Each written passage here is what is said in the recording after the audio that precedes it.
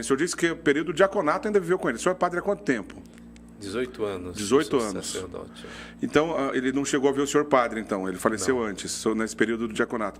Mas o senhor se lembra um ou dois momentos ali que marcou muito o senhor?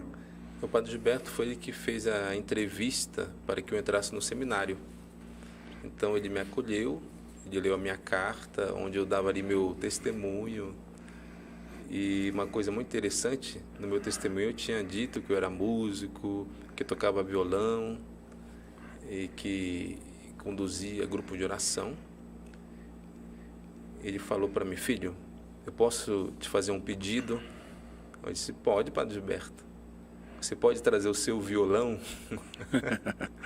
Ali eu entendi que eu tinha sido aprovado, porque nós éramos 120 candidatos, mas só podia entrar 24 por causa do espaço. Certo.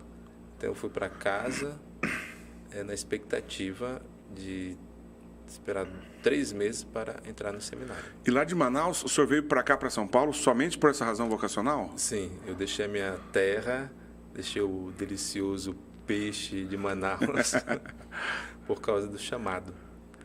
Olha só, e como é que foi esse processo, padre? Foi muito difícil? Conta um pouquinho para a sua vida, como é que era a sua vida lá em Manaus. Como é que o senhor teve essa experiência de Deus a ponto de querer segui-lo de uma maneira mais, né, radical, a ponto de ser sacerdote? Na verdade, eu tive uma forte experiência do batismo no Espírito Santo quando eu tinha a idade de 14 anos. Certo.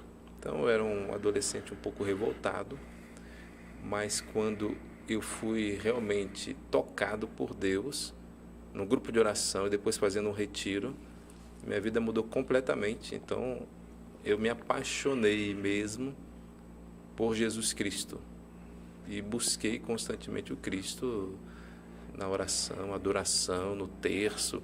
Eu lia a Bíblia. Eu era ali com 14 anos, 15 anos, estava com o catecismo da Igreja Católica. Eu queria realmente me aprofundar. E fui percebendo que Deus estava me separando para Ele.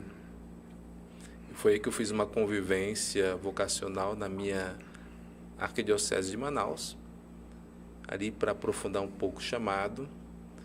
E teve um dos vocacionados comentou, que vinha também da renovação carismática como eu, que talvez teria um seminário carismático em São Paulo. Certo.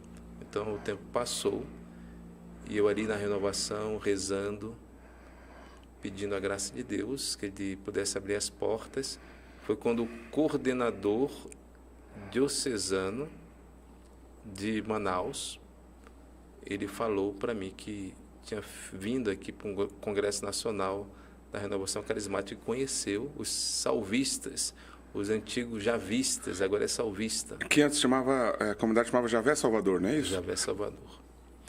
Então foi aí que eu disse: se existe um seminário carismático, eu quero ir lá porque eu queria dar continuidade à minha espiritualidade. Certo. Porque a espiritualidade não é um detalhe na nossa vida, é realmente algo que faz parte do nosso ser. Então foi quando eu fui acabando meu 2º grau, como dizia na época, o ensino médio. Quando acabei, eu disse: eu quero entrar no seminário. E aí o padre Gilberto que fez esse acompanhamento inicial ali com o senhor, o Sim. acolhimento, o próprio fundador. O próprio fundador fez uma das entrevistas. Teve várias entrevistas, a psicóloga e também outros irmãos apresentando o seminário. Esse período foi um período que, pelo que eu me lembre, pelo período que o senhor está dizendo, que era um seminário muito procurado. Muitas pessoas, muitas vocações do Brasil todo procuraram os salvistas, não foi isso? Sim, mas imagine vocações do Brasil inteiro que vinha da renovação carismática.